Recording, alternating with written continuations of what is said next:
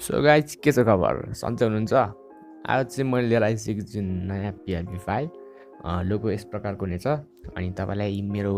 यो लोगोको colour change कसरी गर्ने भनेर सिकाउँछु जस्ट लाइक दिस अनि तपाईँ मेरो भिडियो पहिलोचोटि हेर्नुहुन्छ भने तपाईँलाई फाइल एक्सपोर्ट गर्दा के गर्दा प्रब्लम आउन सक्छ सो तपाईँ डिस्क्रिप्सनमा रहेको भिडियो हेर्नु होला किनकि म यो भिडियोमा डिस्क्राइब गर्दिनँ कसरी गर्ने हो भनेर किनकि भिडियो लङ हुन जान्छ सो तपाईँ डिस्क्रिप्सनमा रहेको त्यो भिडियो हेर्नु होला त्यसपछि मात्र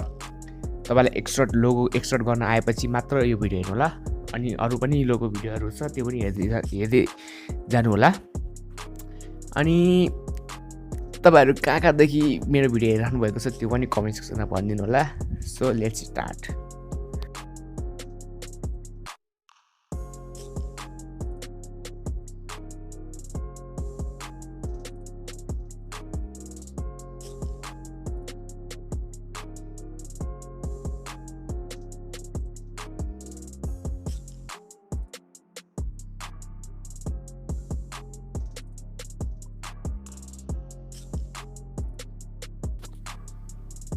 तपाईले कलर चेन्ज गर्नलाई चाहिँ के गर्नुपर्छ भन्ने चाहिँ हैन तपाईले यहाँ माथि लेयरमा क्लिक गर्नु होला र तपाईलाई कुन कलर चाहिँ मनपर्छ त्यो कलर सिलेक्ट गर्नु होला यहाँ गएर त्यो तलको जुन तल पनि चारवटा लेयर हुन्छ नि हैन कलरको त्यसलाई एकचोटि सिलेक्ट गर्नु होला र कलरमा गएर त्यसलाई कलर चेन्ज गर्नु होला फेरि जस्तै चारवटा छ चारवटामा गएर म त्यही सेम सेम हाल्दिन्छु म कलर सबमा ट्याप क्लिक गरेर चारवटामा एक एक गरी क्लिक गरेर यसलाई हामीले गर्नुपर्ने हुन्छ अनि अब यहाँ हाम्रो क्यारेक्टरको स्ट्रोक बाँकी छ हामीले स्याडो दिएको त्यो क्यारेक्टरलाई क्लिक गरेर स्याडोमा क्लिक गरेर र यसको कलर हामी चेन्ज गरिदिन्छौँ